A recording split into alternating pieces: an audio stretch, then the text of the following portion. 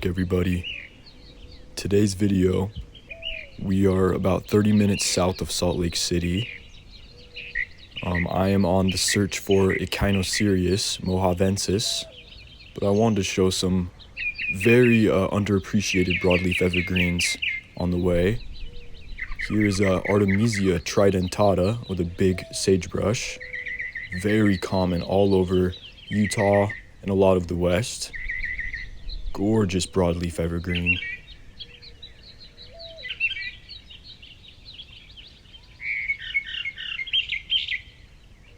Here's what we came for. Here's Echinocereus mohavensis, or the Mojave claret cup cactus.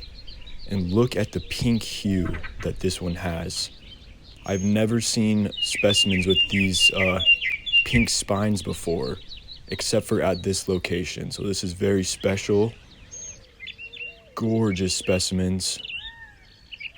This is one of about 4 or 5 species of Echinocereus here in Utah. You can see these ones don't have quite the yellow spines. They have more of the typical yellow, bright yellow spines, or pale yellow.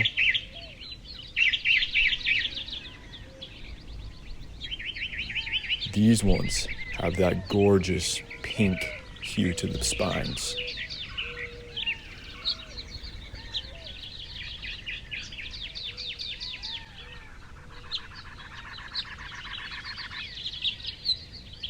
You can see they like to grow directly out of the rocks.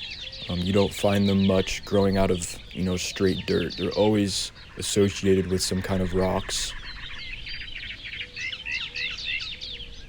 This is the smallest species of Echinocereus we have here in Utah.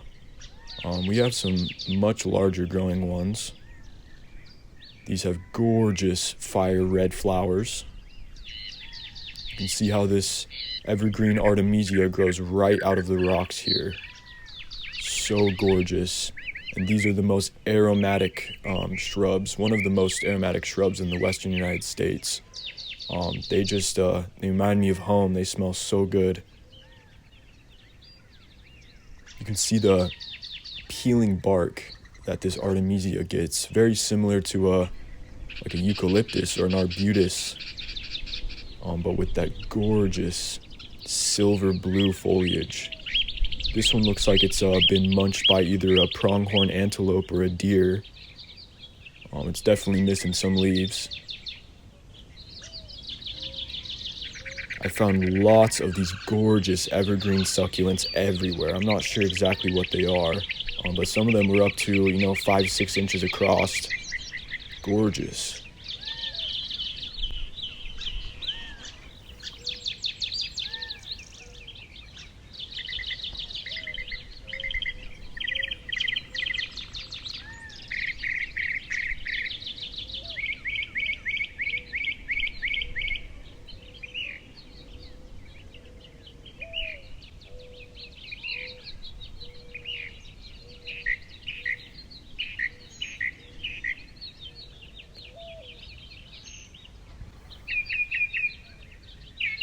Crazy, this species almost mimics grass. They're very hard to notice at first when you walk up to them, unless you get really close. You realize it's a cactus. Beautiful, very unique, and greatly adapted to this environment. You can see that Artemesia was munched by an antelope as well.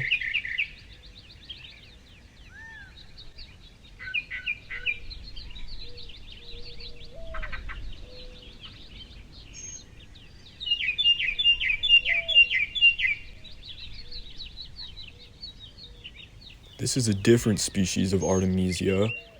I'm not sure exactly what species this is. There's probably 25 to 50 species of evergreen Artemesia here in Utah. And some of them are so hard to tell apart because they hybridize. So I'm not sure, but it's very, very gorgeous.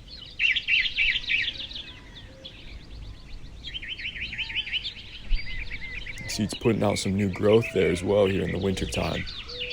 It's about 47 degrees. It's pretty sunny, still a little bit chilly though. And This mountain is also famous for having lots and lots of fossils. Look at these gorgeous marine fossils. These are called bryozoans.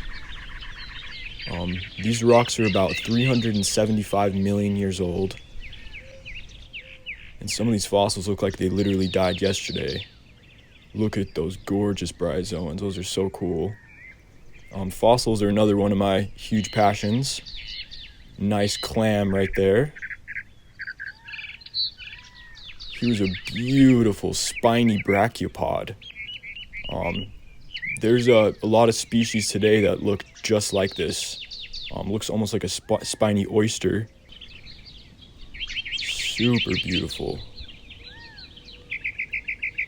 This whole area used to be a coral reef with clams and all kinds of other sea life.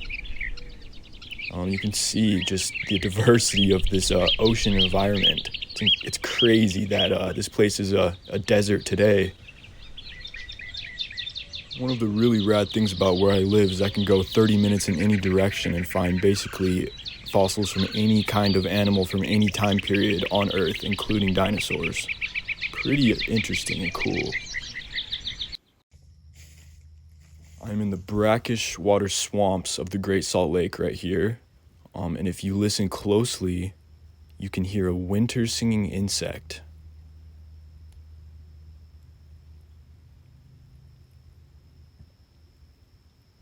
Very odd to hear.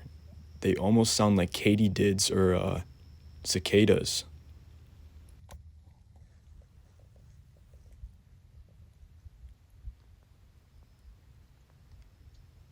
You can see these invasive mesquite trees right here. They are native to southern Utah, but not up this far north. This is a Prosopis glandulosa. And this was very interesting, guys. So I was wondering why this was steaming when it's 47 degrees outside. And sure enough, these are hot springs. The water is extremely warm to the touch.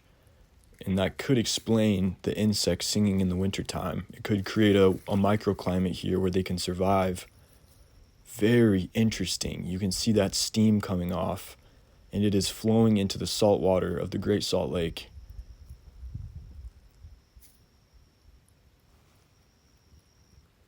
Thanks for watching, guys. I appreciate you. Take care.